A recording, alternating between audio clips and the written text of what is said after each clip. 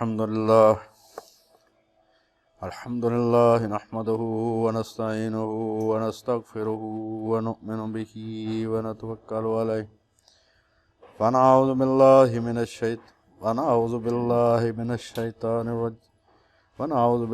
الشيطان الرجيم بسم الله الرحمن الرحيم وإذ ابتلى إبراهيم ربه بكلمات فأتمهن قال إني جاعلك للناس إماما قال ومن ذريتي قال لا ينال عهد الظالمين أما بعد فإن خير الحديث كتاب الله وخير الهدي هدي محمد صلى الله عليه وآله وسلم وشر الأمور محدثاتها وكل محدثة بدعة وكل بدعة ضلالة وكل ضلالة في النار۔ سورہ بقرہ آیت نمبر ہے 124، دوسری سورت کی۔ اللہ پاک نے سیدنا ابراہیم علیہ السلام کے بارے میں فرمایا، اور جب تیرے پروردگار نے چند باتوں میں ابراہیم کی آزمائش کی تو وہ ان میں پورے اترے۔ اللہ نے کہا کہ میں تم کو لوگوں کا امام بناؤں گا۔ انہوں نے کہا کہ پروردگار میری اولاد میں سے بھی پیشوا بنائیو۔ اللہ نے فرمایا ہمارا اقرار ظالموں کے لیے نہیں ہوا کرتا۔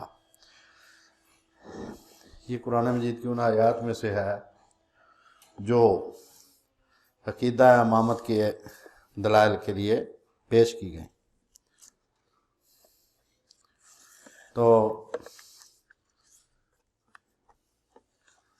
اس سلسلے میں آپ یہ بات ذہن میں رکھیں کہ ختم نبوت نے مسلمانوں کو ہر قسم کے دعوے دار سے بے فکر کر دیا۔ ختم نبوت نے مسلمانوں کو تمام دعوے داروں کی آزمائش سے بے فکر کر دیا ہے۔ آپ بے فکر ہو کر نیک اعمال کی طرف توجہ دیں، جن کاموں کو سارے فرقے نیکی کہیں وہ کریں، جن کاموں کو سارے فرقے برائی کہیں ان سے بچیں۔ اللہ کے فضل اور کرم سے آپ سیدھے جنت میں جائیں گے۔ جو مختلف فرقوں کے، مختلف گروپوں کے امتیازی مسائل ہیں، جو ان کے اپنے خاص الخاص مسائل ہیں، ان کو ماننے کی ضرورت ہے۔ انشاءاللہ نہ قیامت والے دن ان کے بارے میں پوچھا جائے گا، چاہے وہ کوئی گروپ۔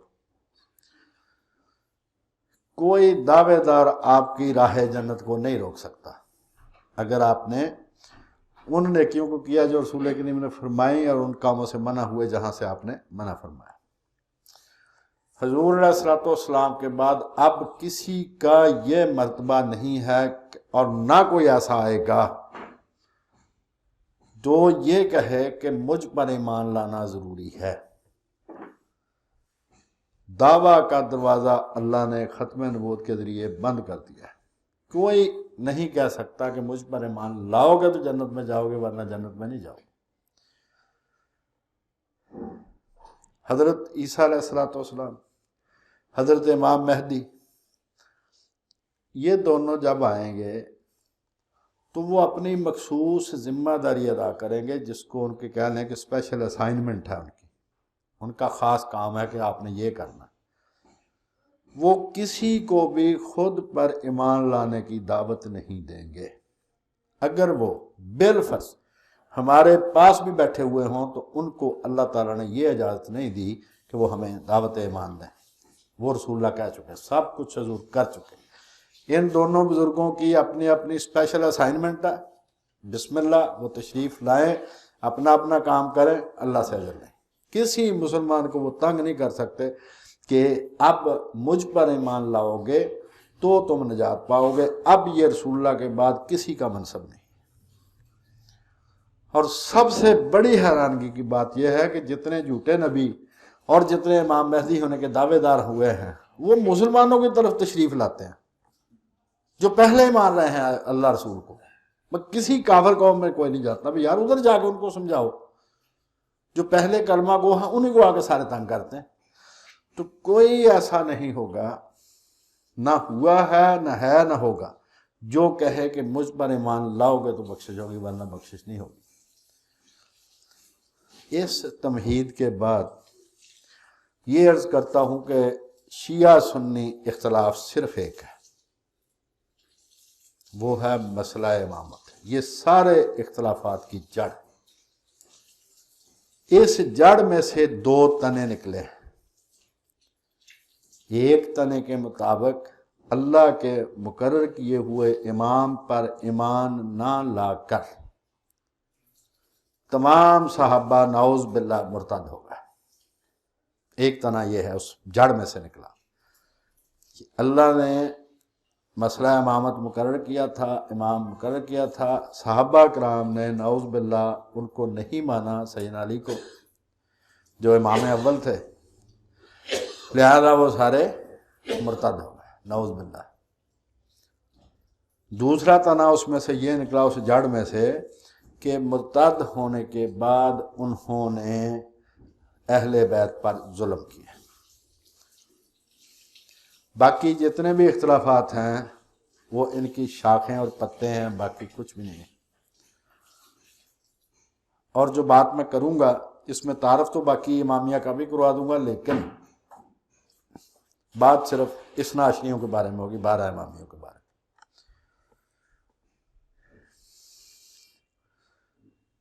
ان کے عقیدہ جو امامی ہیں وہ 3 گروہ ہیں، ایک زیدی، ایک اسماعیلی، اور ایک 12 امامی اثنا عشریہ جو ہمارے پاکستان میں زیادہ ہے۔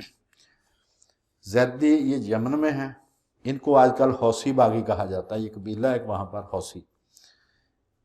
یہ ایران اور ان کا آپس میں مذہبی اختلاف ہے، لیکن سیاسی ضرورت کی وجہ سے ایران ان کی حمایت کر رہا ہے، اور وہ سعودی عرب وغیرہ دوسرے ملکوں کو انگیج کی ہوئے ہیں، حوثی باغی۔ یہ زیدی ہیں، زیدی شیعہ۔ یہ حضرت زید شہید، یہ ان کی اولاد میں سے۔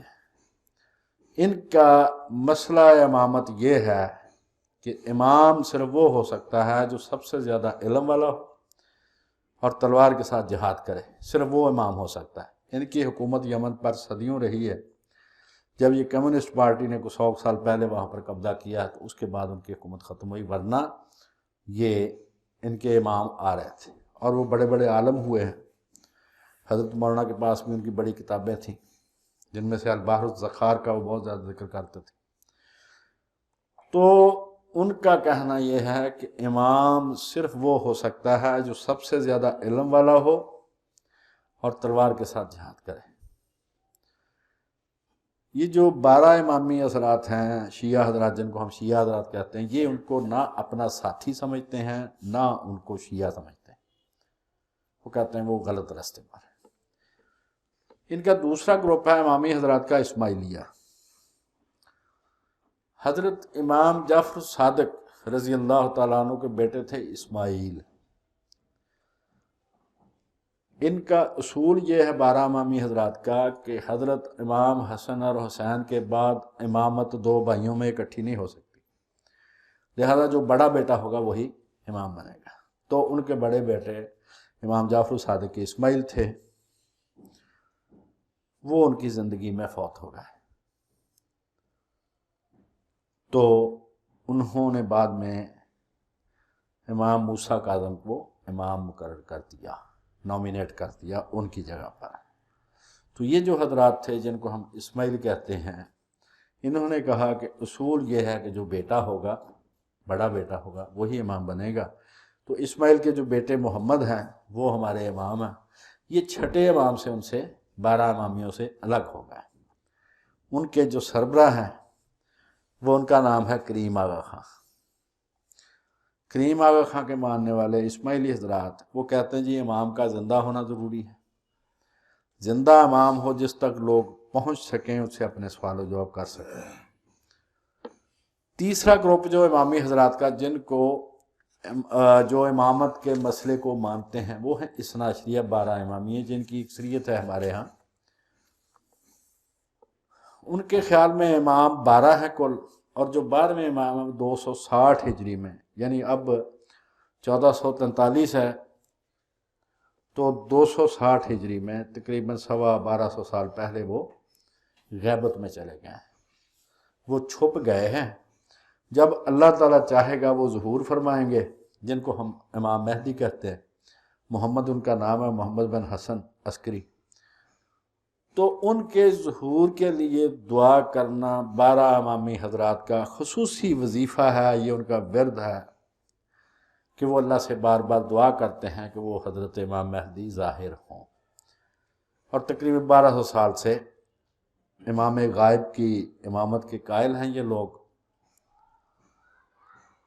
بعد میں معصوم اور غائب امام میں امامت ماننے کا نتیجہ یہ نکلا کہ ان کو ایک لمبا انتظار کرنا پڑا۔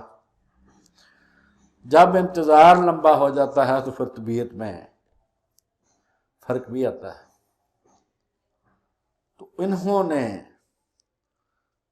ایک گروپ نے یہ نظریہ اختیار کیا کہ حضرت امام مہدی کے آنے سے پہلے نہ کو ہماری حکومت بن سکتی ہے، نہ کو حکومت کا دعوے دار ہو سکتا۔ یہ گروپ ہے، ان کو کہتے ہیں اخباری۔ یہ عراق میں زیادہ ہے، ایران میں بھی ہیں، عراق میں۔ دوسرا گروپ ہے اصولی، یہ ایران میں زیادہ ہے، عراق میں کم ہے دونوں نظریے پرانے۔ ان کا کہنا یہ ہے کہ بھائی حضرت امام تو پتہ نہیں کب ظہور فرمائیں گے، تو قوم کے معاملات کا کیا کرنا ہے، جمعے کا کیا کرنا، عیدوں کا کیا کرنا، زکوٰۃ کا کیا کرنا، خمس کا کیا کرنا، سارے معاملات، سب سے پہلے نماز کون پڑھائے گا؟ تو وہ کہتے ہیں کہ معاملات اتنے زیادہ ہیں کہ حضرت امام کے انتظار تک ان کو پینڈنگ نہیں کیا جا سکتا، معاملات کی نوعیت ایسی ہے۔ لہٰذا جب تک وہ تشریف نہیں لاتے اس وقت تک جو فقہا ہیں، علماء ہیں، ان کو ان کی نیابت حاصل ہے، وہ ان کے نائب حضرت امام مہدی کے۔ اور اسی نظریے کو ترقی دے کر خمینی صاحب سے پہلے بھی، تو خمینی صاحب نے اس کو عروج پر پہنچا دیا، اس کو ولایت فقیہ کا نظریہ بنا دیا۔ ولایت فقیہ کا نظریہ یہ ہے کہ اگر اصل امام موجود نہ ہو تو عالم جو ہے وہ اس کی جگہ پر ولی ہوگا، حاکم وہ ہوگا۔ تو اس نظریہ کی ترقی کی وجہ سے اس پر خود خمینی صاحب نے بھی کتابیں لکھی، دوسروں نے بھی۔ تو پھر خمینی صاحب کی قیادت میں ایک حکومت بنی ایران میں، اس حکومت کو اسلامی جمہوری حکومت کہا جاتا ہے۔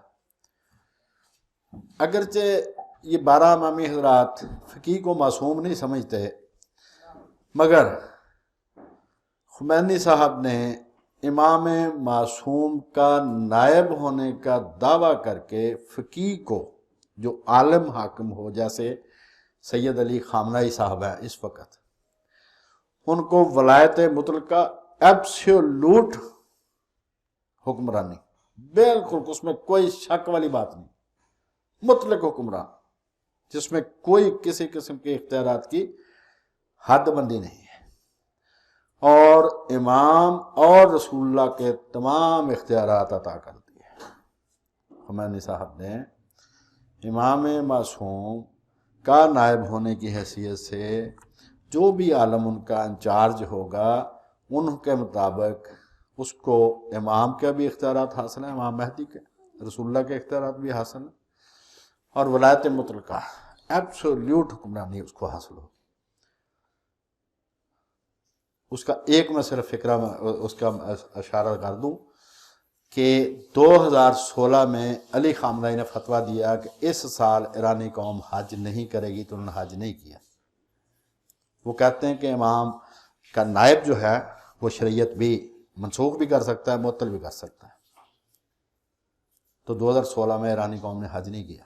خیر، تو انہوں نے کہا جی ایبسولوٹ حکمران ہے، اور ولایت جو ہے، ولایت فقیہ یعنی کسی عالم کا حکمران بن جانا، یہ ولایت الہی کا ایک شعبہ ہے، جو اللہ کی حکمرانی ہے اس کا ایک شعبہ ہے یہ۔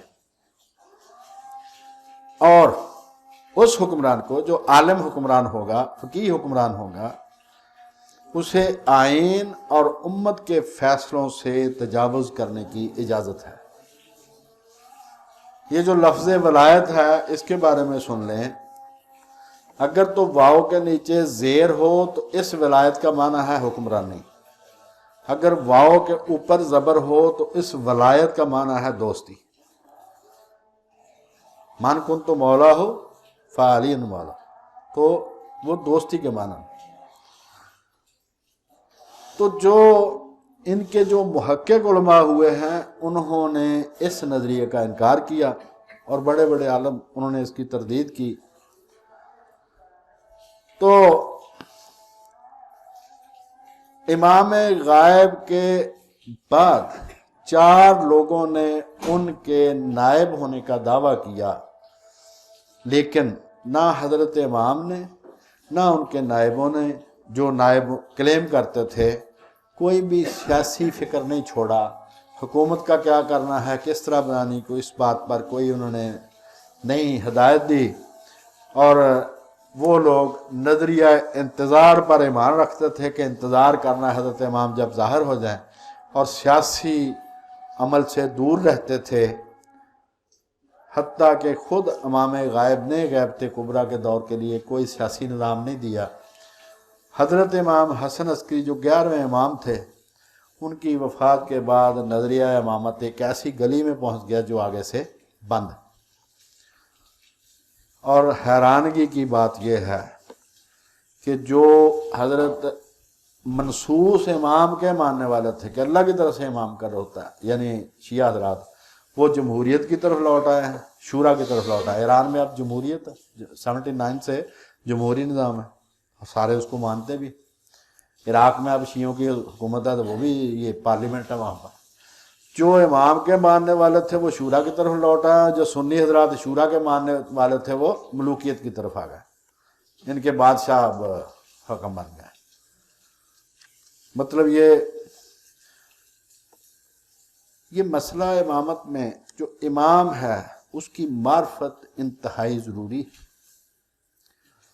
ان کے بارے میں یہ فکرہ جس کو حدیث کا کر بیان کیا جاتا ہے، سنی حضرات کے ہاں بھی کہہ دیتے ہیں دوسرے، کہ امام کو نہ پہچاننے والا جاہلیت کی موت مرا. یہ فکرہ بڑا چلتا ہے. تو بحار الانوار جو شیعہ حضرات کی 111 جلدوں کی کتاب ہے، 110 جلدیں نمبر والی ہیں، 10 نمبر ہے مقدمے کی، 111 جلدوں میں ہے. وہ ساری ان کی کتابوں کا مجموعہ ہے. تو اس کی 23 نمبر جلد ہے، 76 تا 95 صفحہ ہے. ان پر 40 احادیث شیعہ حضرات نے پیش کی ہیں، روایات، کہ جو امام کو نہ پہچانے وہ جاہلیت کی موت مرا، یعنی کفر پر مرا. تو ان کے ایک بہت بڑے عالم آیت اللہ العظمیٰ، یعنی بڑے آیت اللہ، گرینڈ آیت اللہ حاسم بصری نے اپنی کتاب مشرح بحار الانوار میں ان تمام روایات کی سند چیک کی اور انہوں نے کہا کہ یہ ساری غیر معتبر. اگر امام سے مراد کتاب الہی لی جائے، جیسے کہ میں نے پچھلے جمعے 6 معنی بتائے تھے امام کے، کہ بڑی سڑک بھی اس سے مراد ہے، نامہ اعمال بھی مراد ہے، حکمران بھی مراد ہے.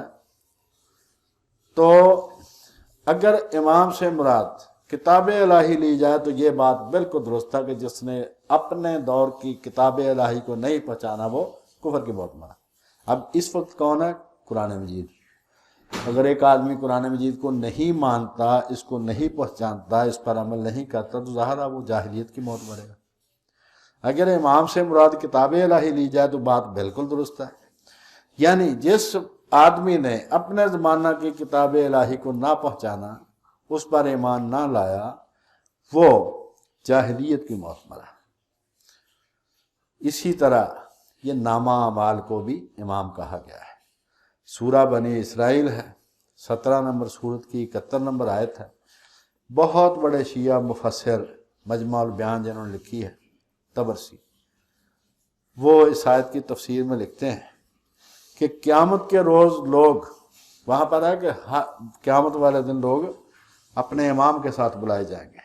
تو طبرسی لکھتے ہیں کہ قیامت کے روز لوگ یا تو اس کتاب کے ساتھ بلائے جائیں گے جو ان کے نبی پر نازل ہو، یعنی مسلمانوں کو قرآن کے ساتھ بلایا جائے گا کہ قرآن لے آؤ اور آ جاؤ تو کہ تمہارا حساب کیا جائے اسی قرآن کے مطابق. اسی طرح جو پہلی امتیں وہ اپنے اپنے دور کی.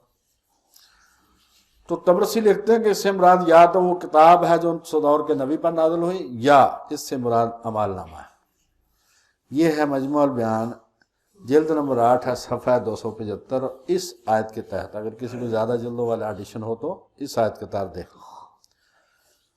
پھر اس سے امام سے مراد صاحب اقتدار نبی ہے۔ سیدنا ابراہیم علیہ السلام کو امام بنانے سے مراد یہی ہے۔ بائبل کے مطابق آپ حکمران تھے، بادشاہ تھے، آپ نے جنگیں لڑی ہیں۔ یہ ہے تورات کی کتاب پیدائش 14واں باب ہے 14 تا 24، اور عبرانیوں پال کا جو خط عبرانیوں کے نام ہے اس میں 7واں باب 1 تا 4۔ اور امام سے مراد حکمران بھی ہو سکتا ہے، جیسا کہ ایک روایت میں ہے کہ حکمران کی اطاعت واجب ہے، اور جس نے حکمران کی اطاعت ترک کی اس نے اللہ کی اطاعت ترک کر دی۔ اور اللہ نے قرآن میں فرمایا کہ اپنے ہاتھوں سے خود اپنے آپ کو ہلاکت میں نہ ڈالو، یعنی اس منع کرنے میں یہ بھی شامل ہے کہ حکمران کی اطاعت ترک نہ کرو۔ حکمران سے مراد یہاں پر ہے جو جائز طریقے پر الیکٹڈ حکمران ہو، یہ آپ ذہن میں رکھیں۔ جتنی حدیثیں، جتنی آیات، جتنی باتیں بتائی جاتی ہیں وہ اس حکمران کے بارے میں ہیں جو جائز طور پر منتخب ہوا۔ جب وہ منتخب ہو گیا تو پھر اس کو کافی حد تک انتظار کریں گے کہ یہ صحیح کام کرے۔ جو مسلمانوں کے سر پر سوار ہو گیا کسی بھی طریقے سے، اس کے حق میں نہ کوئی آیت ہے نہ کوئی حدیث۔ تو یہ جو ہے کہ امام سے مراد حکمران بھی ہے، یہ شیعہ تفسیر ہے۔ البرہان جلد نمبر 1 ہے، صفحہ 192، روایت نمبر 4 ہے، زیر آیت سورہ بقرہ کی آیت نمبر 195 کے تحت ہے۔ اور وسائل الشیعہ جلد نمبر 3 ہے، صفحہ 143 143۔ یہ 20 جلدوں میں ان کی فقہ کی کتاب ہے، وہاں سے۔ یہ ہے معرفت امام کہ جس نے امام کو نہ پہچانا وہ جاہلیت کی موت مرا۔ اس سلسلے میں 40 احادیث ہیں، ان میں سے کوئی بھی صحیح نہیں ہے۔ یہ شیعہ حضرات کی بات میں کہا۔ اس کے بعد آ گیا کہ امامت کا مرتبہ اور اس کی اہمیت کیا ہے۔ شیعہ حضرات کی روایات کے مطابق امامت کا مرتبہ نبیوں سے بلند ہے، نبوت سے بلند۔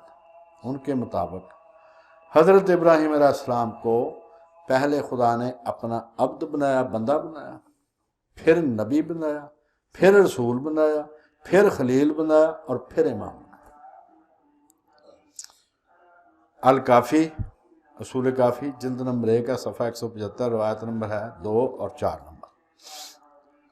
اور بہار الانوار جلد نمبر 27 صفحہ 62، اس کے مطابق جو اس میں روایت ہے کہ ایک امام کی امامت کا انکار بھی رسول اللہ کی نبوت کا انکار ہے۔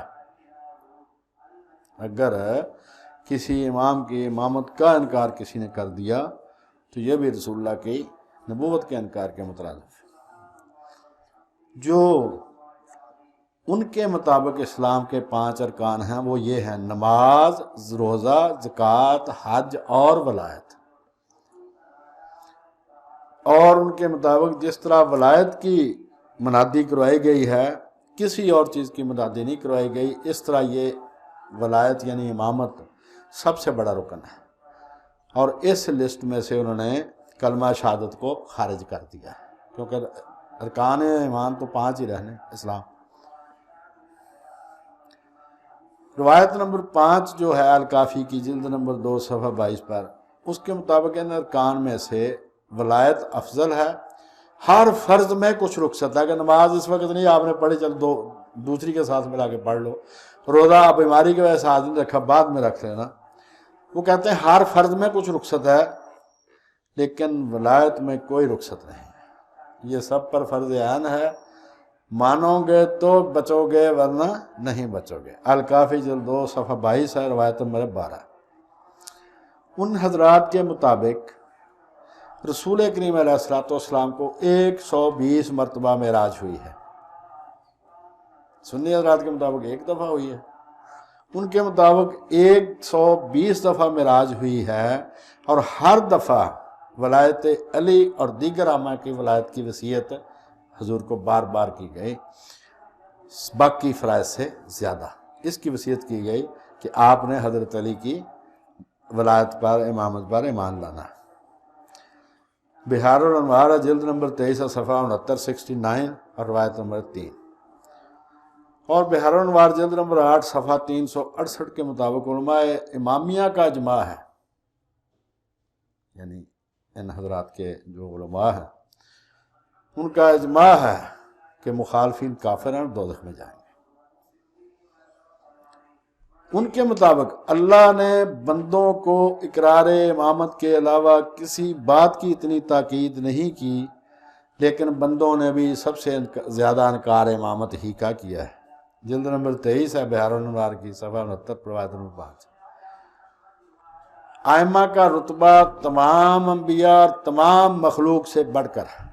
ائمہ کا رتبہ تمام انبیاء اور تمام مخلوق سے بڑھ کر ہے۔ اس بارے میں بحار الانوار میں علامہ مجلسی نے 88 احادیث لکھی ہیں، جن میں سے 86 غیر معتبر ہیں۔ یہ آیت اللہ العظمیٰ عاصم محسن کہتے ہیں۔ 88 گواہ پیش کیے، ان میں سے 86 کو خود ہی غیر معتبر کہہ دیا۔ یہ بحار الانوار جلد نمبر 26 صفحہ 267 تا 319۔ نظریہ امامت کی رازداری، یعنی حکم یہ ہے الکافی باب الکتمان کہ چھپانا بات کو، باب ہے بات کو چھپانے کے بارے میں۔ اس کے مطابق اللہ تعالیٰ نے امر ولایت رازداری سے خفیہ طریقے سے حضرت جبریل کے سپرد کیا۔ حضرت جبریل نے خفیہ طور پر اسے رسول اللہ کے سپرد کیا، رسول اللہ نے خفیہ طور پر حضرت علی کے سپرد کیا، حضرت علی نے خفیہ طور پر جسے اللہ نے چاہا دے دیا، اور تم اس کو پھیلاتے پھرتے ہو۔ امام صاحب فرماتے ہیں کہ یہ تھرو آؤٹ سیکرٹ ہے ایک، تو تم اس کو کیوں شور مچاتے پھرتے ہو؟ یہ ہے الکافی جلد نمبر 2 صفحہ 224 روایت نمبر 10۔ اسی میں حکم ہے الکافی میں کہ ہماری بات نہ پھیلاؤ، ہمارا راز نہ ظاہر کرو، ہمارا معاملہ نشر نہ کرو۔ الکافی جلد نمبر 2 صفحہ 222 اور نمبر ہے 4۔ پھر آگے فرماتے ہیں مختار بن ابی عبید کی اولاد نے اس راز کو افشا کر دیا، جس کا گلہ کرتے ہوئے امام جعفر فرماتے ہیں ہمارا راز چھپا ہوا تھا، یہ کیسے ان کی اولاد کے ہاتھ لگ گیا کہ اس نے ان کو گلی کوچوں میں پھیلا دیا۔ الکافی جلد نمبر 2 صفحہ 223 نمبر 6۔ الکافی الروضہ، روضۃ الکافی فروع کے آخر میں جا کے ایک کتاب ہے، جلد نمبر 8 آخری کتاب، آخری جلد صفحہ 246 روایت نمبر 454۔ اس میں کہ حضرت علی نے بھی اپنے امر کو چھپایا اور حضرت ابوبکر کی مجبوراً بیعت کر لی کیونکہ ان کو مددگار نہ ملے۔ اب سوال یہ ہے کہ جب حکم ہی رازداری کا ہے، کسی کو بتانے کا حکم ہی نہیں، تو ہم ماننے کی ضرورت ہی نہیں، ہم پر ذمہ داری کوئی نہیں کہ ہم مانیں۔ جب ایک بات کا ہمیں پتہ نہیں تو ہم کیوں مانیں؟ دوسری بات، جس طرح انہوں نے بتایا کہ امام جو ہیں وہ اللہ کے مقرر کرتے ہیں، نبی بھی اللہ کے مقرر کرتے ہیں، کیا کسی نبی نے بھی اپنی بات کو چھپایا؟ آج تک ان کو آرے سے چیر دیا گیا، ان کو دلدل میں پھینک دیا گیا، ان کے ساتھ لوگوں نے جنگیں لڑی ہیں، ان کو شہید کر دیا گیا، لیکن کسی نبی نے ایک لمحے کے لیے اپنی نبوت کو نہیں چھپایا، کیونکہ وہ خدا کے مقرر کردہ تھے۔ تو جن کا مرتبہ نبیوں سے بھی بڑھ کر ہے، انہوں نے اپنے آپ کو کیوں چھپایا؟ انہوں نے انسانوں پر اپنی حجت تمام نہیں کی۔ جب چھپا لیا تو پھر ہمیں تو نہیں پتا نا، تو جب حجت ہی ہم پر تمام نہیں تو خدا تعالیٰ ہمیں کیا ہم سے پوچھے گا کہ میرے مقرر کردہ امام پر آپ ایمان کیوں نہیں لائے؟ امامت ضروریات دین سے خارج ہے۔ ضروریات دین ان مسائل کو کہتے ہیں جن سے مسلمانوں کا بچہ واقف ہے اور ان میں سے کسی ایک کا انکار بھی کافر کر دیتا ہے۔ مثلا ختم نبوت، آپ پڑھے لکھے ان پڑھ کسی چھوٹے بڑے سے آپ پوچھیں مسلمانوں سے، وہ کہیں گے حضور آخری نبی۔ اس کو کہتے ہیں ضروریات دین۔ آپ مسلمانوں کیا کافروں سے پوچھیں کہ نماز کیا مسلمانوں کا عمل ہے، وہ کہیں گے ہاں مسلمانوں کا، یعنی سب کو پتا ہو اس بات کا، چاہے کوئی عمل کرے نہ کرے لیکن عمل کا سب کو پتا ہو۔ ایسی بات کو کہتے ہیں ضروریات دین میں سے ہے، یہ ضروری دین کی ضروری باتوں میں سے ہے۔ علامہ باقر مجلسی جو ہیں وہ میرۃ العقول کافی کی شرح ہے، اس میں لکھتے ہیں کہ ابتدائے اسلام اور زمانہ رسول میں شہادتین کا اظہار کرنے والے کو کافر سمجھ کر قتل نہیں کیا جاتا تھا، یعنی جو کلمہ شہادت پڑھ لے وہ مسلمان۔ دور نبوی کے بعد مسلمانوں کو امامت کے بارے میں شبہ ہو گیا، انہوں نے اختلاف کیا تو امامت ضروریات دین کی فہرست سے خارج ہو گئی۔ اب کسی مسلمان کو کافر ہونے کا ڈر نہیں ہے، وہ نہ مانے، لہٰذا مسلمانوں کا مخالفین کا خون اور تمام مسلمانوں فرقوں کی جان محفوظ ہے سوائے خارجیوں اور ناسبیوں کے۔ ناسبی کہتے ہیں جو اہل بیت کو گالیاں دے، خارجی وہ جنہوں نے حضرت علی سے جنگ لڑی تھی، وہ کہتے ہیں ان سے ہم جنگ لڑیں گے، عام مسلمان جو ہیں ان کے خون مال عزت سب محفوظ ہیں، کیونکہ بہت بڑے حصے نے اختلاف کیا اس مسئلے سے، لہذا اب یہ ضروریات دین میں نہیں رہا۔ یہ ہے الکافی کتاب الایمان والکفر، روایت نمبر 1، میرۃ العقول کی جلد نمبر 3 صفحہ 78۔ یہ ہے 10 جلدوں والا جو سیٹ ہے اس میں۔ اور لبنان کے مشہور شیعہ عالم، مفسر، مصنف، بہت بڑے آدمی ہیں، یہ بہت بڑے عالم ہیں، الفقہ علی المذاہب الخمسہ ان کی کتاب ہے، شیخ جواد مغنیہ۔ وہ کہتے ہیں کہ امامت اصول مذہب ہے، اصول دین نہیں ہے،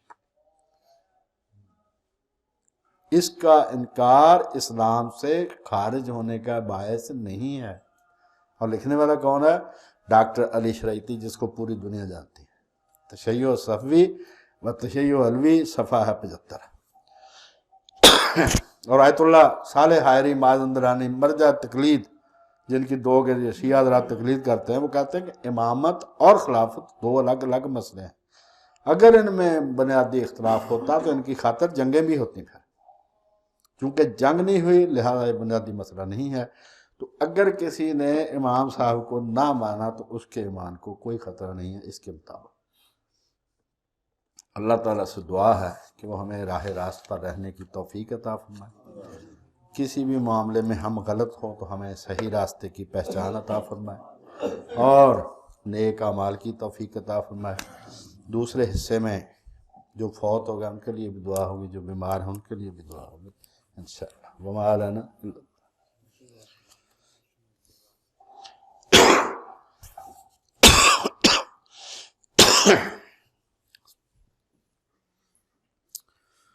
الحمدللہ رب العالمین الرحمن الرحیم،